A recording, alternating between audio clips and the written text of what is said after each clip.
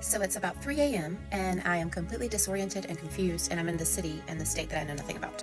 No money, no form of transportation, and I feel like I'm on the edge of losing grip with reality. So I dial 988, the mental health crisis line.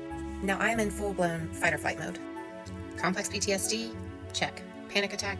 Check. In the midst of this complete chaos, I hear the voice inside me that says, this isn't you, it's your environment. Now, many of you might be familiar with the term gaslight, but you might not know where it comes from. So the term gaslight is based on a play that was written in 1938 called Gaslight. So in this play, the husband, Jack, is constantly dimming the gaslight, and his wife, Bella, is commenting on it and is like, hey, it's getting dimmer in here, and the husband's like, no, you're crazy, and eventually convinces her that she is in fact crazy and, has her committed into a psych hospital. And now in real life, someone may gaslight you by making you doubt your own feelings and your thoughts, and basically, making you feel like you're too sensitive, even when your feelings are entirely valid. So for a moment there, I was doing that to myself. And in the past, when I would experience anything like I just described to you, I would have definitely assumed it was something was wrong with me and I would need to go to a hospital. You see, for most of my life, I was convinced that I misperceived everything, that my perception was always wrong. I was made to feel like my emotions were invalid.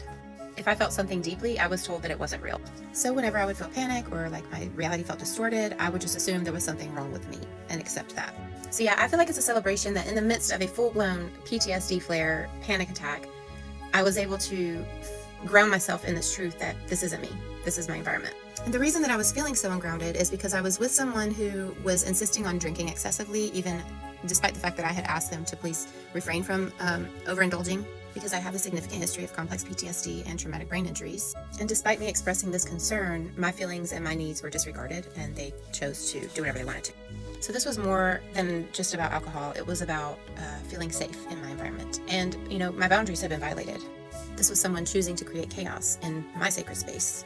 So the moment that I realized that's what was happening, I snapped into action. So I wasn't sure where I was going or how I was getting there, but I just immediately went inside. I got my shoes on, I grabbed my bag, and I went to walk in the middle of the night, in a place I have no idea where I'm at. I did have someone on the phone with me, but you know what?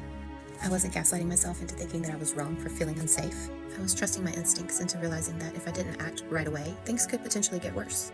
And little by little, my peace started to return. So you know what? If you feel like you're in an unsafe environment, regardless of why, you need to act accordingly. Trust your own intuition. When I made the decision to walk, I was reclaiming my power. This was a complete breakthrough. And this is why I'm sharing this with you. Because if you ever find yourself in a similar situation, feeling lost or uncertain, trust your inner voice. Do not wait for tomorrow. Act now. And eventually I made it back to North Carolina with my animals. That's my Sammy girl. And I have to say that some amazing friends of mine helped me along the way financially. And I was reminded that I'm always my best advocate.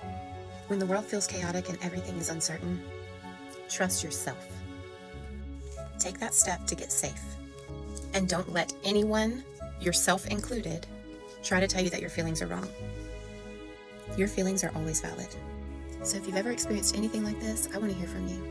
Were you ever in a situation where it felt like complete chaos, but you trusted your instincts and got to safety? Share your story in the comments. Let's support each other by recognizing our own strengths.